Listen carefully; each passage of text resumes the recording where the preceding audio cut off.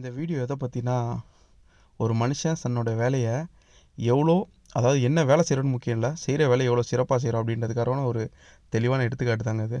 நான் நடந்து போயிட்டுருக்கிறது ஏதோ ஒரு ஹோட்டலோ ரெஸ்டாரண்ட்டோ கிடையாது, மதுரையில் இருக்க ஒரு பப்ளிக் டாய்லெட் தாங்க. எவ்வளோ சுத்தமாக இருக்குன்னு நீங்களே பாருங்கள். அவ்வளோ சுத்தமாக வச்சுருக்க அந்த அண்ணனை பற்றி நான் காட்டுறேன். பட் அது எவ்வளோ சுத்தம் அப்படின்னா, கீழே எவ்வளோ க்ளீன் பார்த்துட்டிங்களா. இதில் இன்னொரு விஷயம் என்னென்னா, அண்ணன் உள்ளே வந்து சாம்பிராணி வரை கொளுத்தி வச்சுருப்பார். அது அடுத்து வரும்போது அப்படியே உங்களுக்கு தெரியும் பாருங்கள். ஏன்னா இடத்த அவ்வளோ சுத்தமாக வச்சு பாதுகாக்கிறது பெரிய விஷயம். சரிங்களா, அந்த மனுஷன் வந்து நிற்கிறாரு, நான் காட்டுறேன் கொஞ்ச நேரத்தில். உள்ளே சுத்தம் பண்ணி சாம்பிராணி கொளுத்தி வச்சுருக்காருங்க. யாராவது பார்த்துருப்பீங்களா பப்ளிக் டாய்லெட்டில்? ஸோ இவ்வளோ சுத்தமாக இருந்தது. அந்த அண்ணன்கிட்ட கேட்டேன், அண்ணா என்ன ஏதாவது கொடுக்கணுமாண்ணே அப்படின்னா, இல்லைங்க உங்கள் அன்பை மட்டும் கொடுங்க, ஏன்னா இது ஃப்ரீ டாய்லெட் தான். பட் எனக்கு நான் பொறுக்காமல் நான் தான் அவர்கிட்ட கேட்டேன். ஆனால் அவர் தெளிவாக சொல்லிட்டார், உங்கள் அன்பை மட்டும் கொடுங்க போதும் அப்படின்னு சொல்லிட்டு.